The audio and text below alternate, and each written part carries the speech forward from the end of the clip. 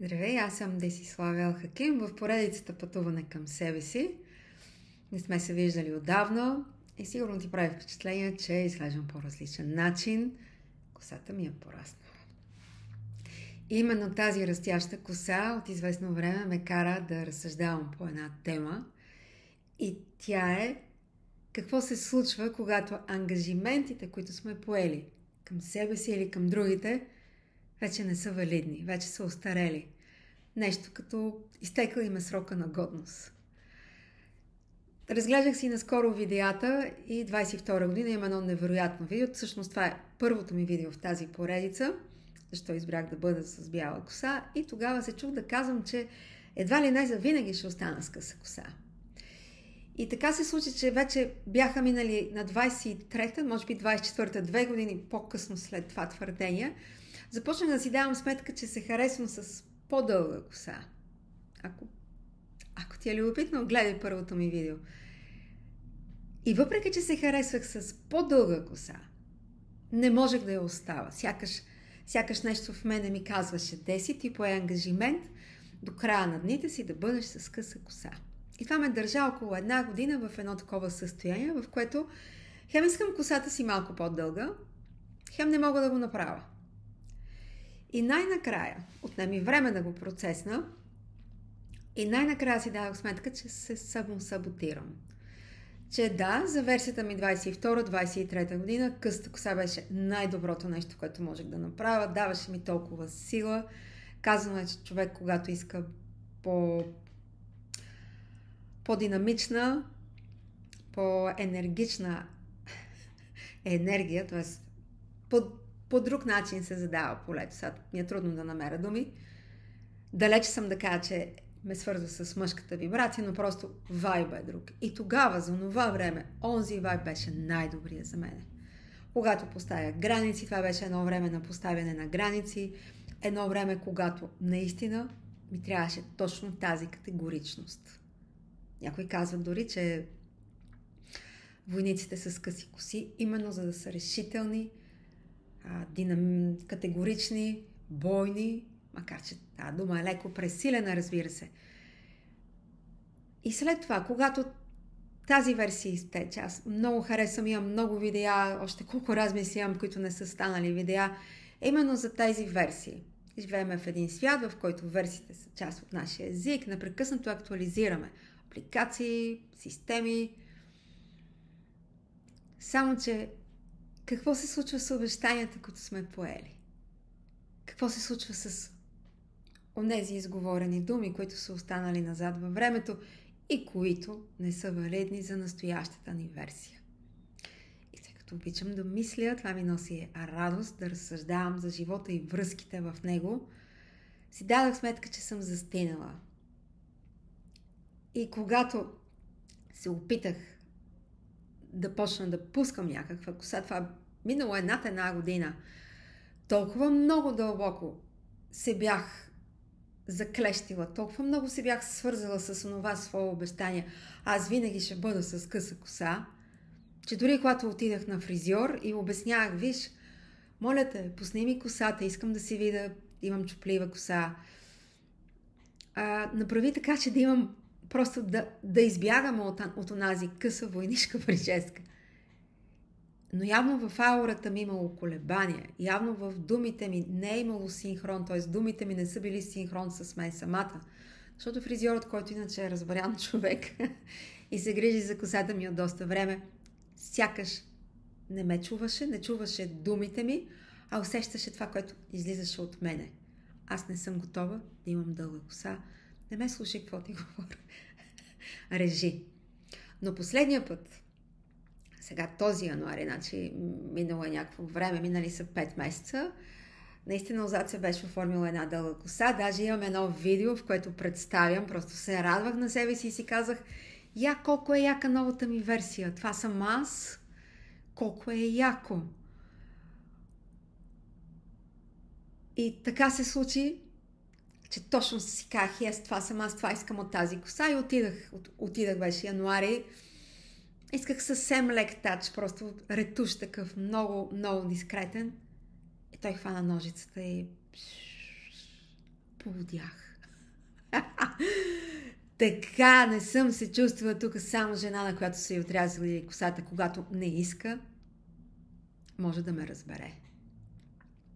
Около 1 месец не можех да се погледна, защото не се познавах и си казах, това е много красива коса, много красива прическа, но тя не е в синхрон с мен, с днешната Деси. Тя е в синхрон с нещо, което се е случило преди години. Само, че аз къде живея? Живея тук и сега. И вече януари да беше в сила онова, което искаше предната ми версия. И като се премина през цялата паритра, поддържам идеята за селф-коучинг, развивам, така да се каже, тази авторска хрумка, че човек сам може да се води. Не знам дали някой е дефинирал този термин. Аз упорито налагам и говоря за селф-коучинг, така както имаме self-healers, self-leading, имаме и self-coaching. И започнах да си задавам въпроси. Деси, какво иска да ти каже тази коса? Какво иска да ти каже нещото? Окей, гадно ти е, разбирам те. Не те е разбрал човека, може не те е чул, може не е запомнил, че ти си му казала вече 3 пъти, пусни ми кадриците, искам да видя къдравите си коси. Нещо, от което 50 години не смея да кажа, че имам чуплива коса. Или някакси едно такова ми е малко от нея некомфортно. Най-накрая се синхронизирах с нея. И бум! Штрак с ножицата и ги няма. Тези мои кадрици, разбира се. Не говориме кадрици 2 метра, говориме малко. Но следиш мисълта ми, сигурна съм. И когато си задавах тези въпроси, докато чакам да порасне, освен, че си купих ножици и почнах сама да се грижа, защото си казах, че всъщност в един момент, когато човек се развива твърде динамично, света не може да следва актуализацията. Ето аз се развивам, давам си сметка, че се развивам с едни темпове, с които околният свят не може. Фризьора ми не може да се синхронизира с мене, независимо от думите ми. Затова си купих ножици, има и положителни страни и си казах, окей, когато света не те разбира, добре, погрижи се сама за себе си. Но следваме в тези едни моменти, в които аз съм в супер вдъхновена и разплискана, гледам един процеп синьо небе в облаците и забравих за какво говоря. За какво точно тръгнах да казвам, че със селф-коучинг размисли какво ми донесе, какъв е дара. Накрая си казах, че е дошло време аз сама да покажа как искам да изглеждам и да пусна това обещание. Разбрах, че това, което ме задържа, това, което е накарало ръцете на моят фризьор, който иначе е много кадърен и аз си го обичам. Това неписано споразумение, този неписан договор между мене някога с мен самата. Всеки сключва такива договори, всеки сключва такива споразумения. Той първо ги сключва със себе си. Аз няма да направя това, аз няма да направя това. Аз някога мисля, че това е едно от уменията ми, които са абсолютно безполезни. Ако съм само аз, би било чудесно, но нещо ме кара да си мисля, че и други хора са като мен. Примерно, приехаме някога да уча френски в езиковата гимназия в Правец, някога това беше много реномирано из училище. И аз отказах да постъпя, защото някъде в себе си онова дете на 13 беше сключило договор, никой не го е карал. Едва ли не, че аз до края на дните си ще знам само английски, защото много обичах учителката си по английски. И това е първият случай, в който си казах, отнеми, много години минаха, докато разбера защо беше този самосаботаж. Защо избрах руския, който полезен ми и до ден днешен, но някакси не го искаше душата ми, но аз отказах. И много през тази призма си казах, ето ти отново си в тази ситуация, сключила си някакво споразумение, което е било валидно за тогава. Минало е време и ти си стоиш там, заседнала. Ами ако и ти си така, аз не съм юник. Допускам, че всеки е така и затова споделям това свое прозрение.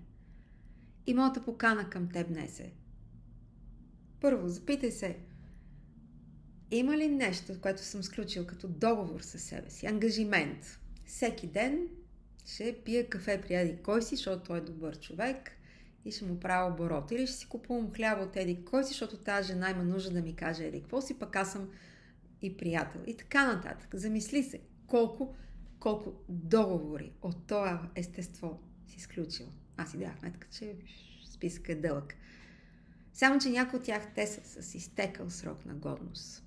Като моето обещание някога да остана с къса коса. И си казах, какво ще каже уважаемата публика? Какво ще кажат зрителите?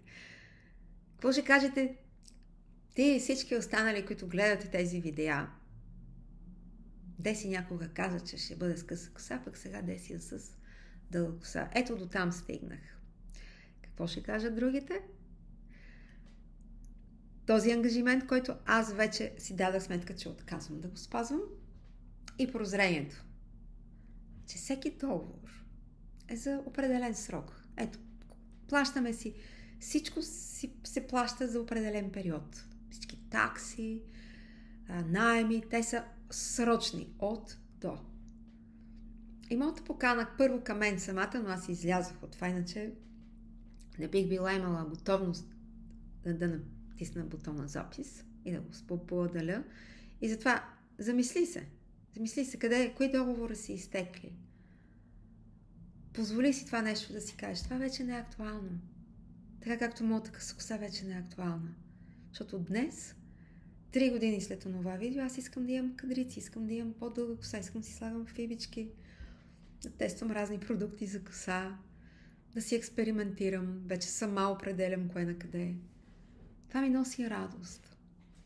А онзи ненужен ангажимент, ненужен вече към днешна дата, е там някъде. Той изпълнил своята цел. С това го наричам с изтекла срок на годност. И тъй като мъдрите са казали, че промяната започва от нас, представи си само, спомни си, аз това си казах, къде си. А договорите, които сключваме с другите хора, тези договори нямат нотариална заверка, нямат подпис и печат, но това са всичките тези ангажименти. Даваш си сметка колко от тях вече са увехтели, ненужни. И въпреки това нещо ни кара да ги спазваме. Така че поканата ми към теб е: разгледай си папката с договори към другите и виж кое не ти служи. Ето аз така открих, че не ми служи къста коса.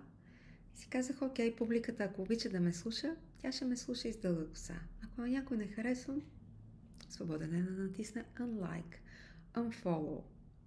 Окей, аз съм окей с това. Защото когато този договор, който аз вече не мога да спазвам, този ангажимент е остарял, това е още един начин за изтичане на енергия. Energy leaks. Аз много ме вълнува тази тема, тъй като съм мега склонна. Това е, може би, урока ми в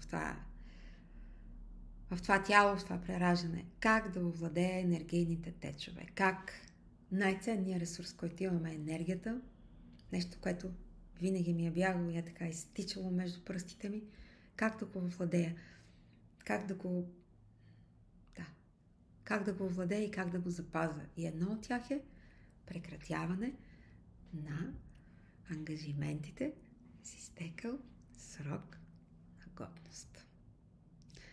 Пожелавам ти смелост и сила да откриеш кой е този ангажимент, който вече не ти служи, който те дърпа назад, който те отдалечава от синхронизиране с настоящия ти аз и спокойно да натиснеш Delete. Радвам се, че бяхме заедно и до нови следващи срещи в поредицата Пътуване към себе си.